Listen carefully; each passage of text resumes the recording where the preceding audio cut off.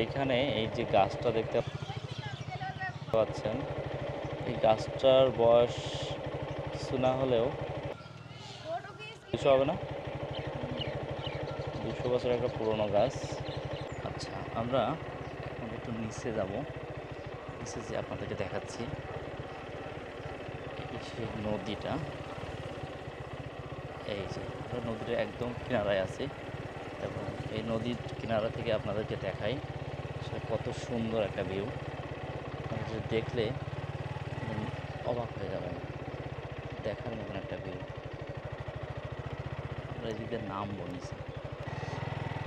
এটা হচ্ছে আউটসাইড, যেটা এটাতে ঢুকতে গেলে টিকিট কেটে ঢুকতে হয়। সো আমি আউটসাইড থেকে আপনাদেরকে কিছু ফুটেজ দেখিয়ে তারপরে আমি হচ্ছে ভিতরে এন্ট্রি করব। অ্যান্ড এটা আসলেই দারুণ একটা মুহূর্ত দেখা যাচ্ছে। আর ঠিক এর এই পাশ দিয়ে আমরা যাচ্ছি। নারকেল গাছগুলো অনেক সুন্দরভাবে আসলে দাঁড়িয়ে আছে এখনও সেই স্মৃতির পাতাগুলোকে ধরে রাখার জন্য।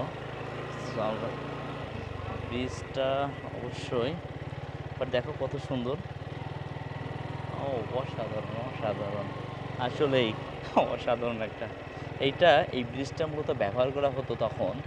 আহ, তখন তো এত স্থলবন্দর ছিল না, যার কারণে জলস্থ বন্দরগুলো যে ব্যবহার করতো তখন এই ব্রিজ দিয়ে তারা নেমে তারা হচ্ছে আপনার এই ভিতর থেকে যে ঘর আছে সেখান থেকে নেমে এদিক দিয়ে তারা নৌকা ব্যবহার করে চলে যেত নদীতে।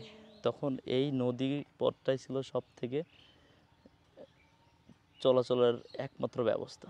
আর এই নদীটা এখন প্রায় বিলুপ্তের দিকে।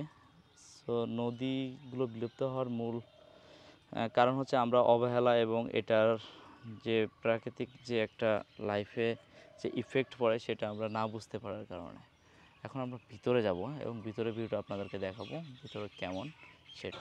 আচ্ছা, এটাই সেই নীলকুঠির সেই কুঠি বাড়ি, যেটা আপনার এই নীল চাষ মেন যে ভবনটা, এখানেই এই ভবনটাকে ব্যবহার করত। এবং এই সেই ভবন, যে ভবনের আসলে এখন রক্ষণাবেক্ষণ সরকারের লোকজনই করে, বাট এগুলো এখন আপনার এই মুহূর্তে কোনো লোকজন নাই। বাট যখন থাকবে তখন এটা ভিতরে ঢুকে আপনার টিকিট কেটে এর মধ্যে ঢুকে প্রবেশ করা যায়।